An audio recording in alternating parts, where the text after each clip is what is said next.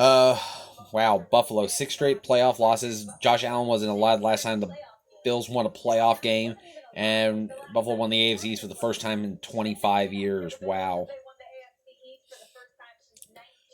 Buffalo has always been. There's a great city. There's a great NFL films documentary they did on the city of Buffalo on YouTube. You need to look that up sometime. Though, it's called "A Team, a Town, and a Dream," where Buffalo.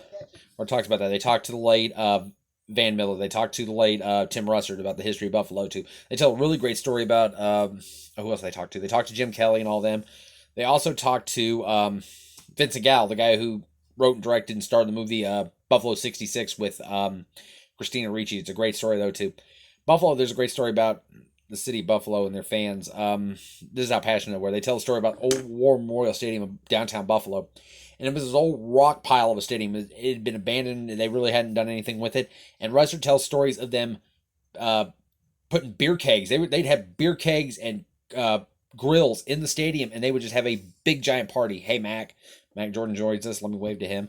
And they would just have these big cocktail parties. They would just have fun though too. And Paul McGuire, the ESPN analyst who played in Buffalo in the '60s, they tell stories the fans would throw beer cans at them at halftime though too, and if you had to wear your helmets. But every once in a while they'd get lucky and they get a full beer can to bounce off the helmet, so they'd go have a beer on the way to the locker room and stuff like that though too. Fans are crazy.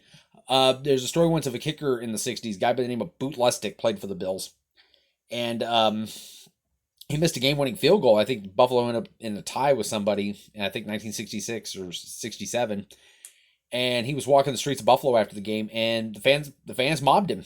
The fans formed a mob and got after him because he missed a field goal. So Buffalo fans are loyal and they're passionate about Buffalo football. And in a town like Buffalo, Ralph Wilson, the original owner of the team, actually took a chance on Buffalo. He couldn't get a stadium deal, I think, in Miami, and I think something went wrong. He couldn't get the team in New Orleans. He was a part owner of the. Erica Eaton joins us. Hello, Erica. I'm trying to think. Oh yeah. He couldn't get a stadium deal in a couple of places, so he just took Buffalo and took a chance on it. Let me see if I can Google that right quick.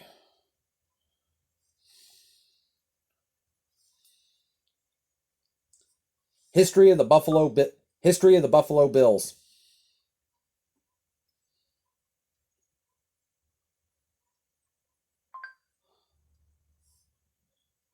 The Buffalo history of the Buffalo Bills.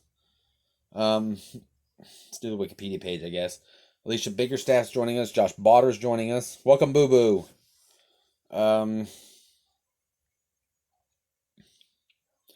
Yeah, Lamar Hunt did it. Harry Wismer did it. He reached out to insurance salesman and automobile Ralph Wilson Jr. to see if he wanted to start the Upstart League. Hunt gave him a choice of 6 cities: Miami, Buffalo, Seattle, Cincinnati, St. Louis, Atlanta, or Louisville. Wilson's first choice was Miami because they were worried of an upstart league after the Miami Seahawks failed in the All American Football League.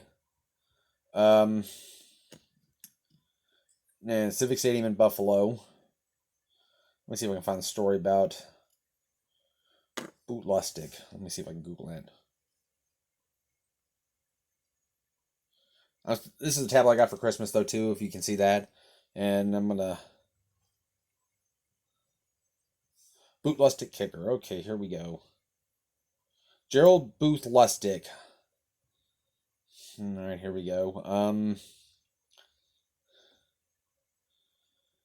Went to Boston College during 1966. Okay, here's the story. On October 16, 1966, my birthday, Lustig was confronted and harassed by some angry Bills fans while he was on his way home from a game after missing a potential game-winning field goal in a game against the San Diego Chargers, a game that eventually ended in a 17-17 tie. The Bills won their division but lost in the championship game to the Kansas City Chiefs. Lustig was released by the Bills in 1967. So there's the story on Boot Lustig. Any more questions or anything like that, though, too? Because I'm still kind of curious of why Urban Meyer's doing this. I think something just doesn't smell right. Going to Jacksonville and coaching down there just doesn't seem like a natural fit to me. I might be wrong. I'll probably have to eat my words, but I got a feeling if he tries the NFL and he goes to Jacksonville, he's going to end up losing.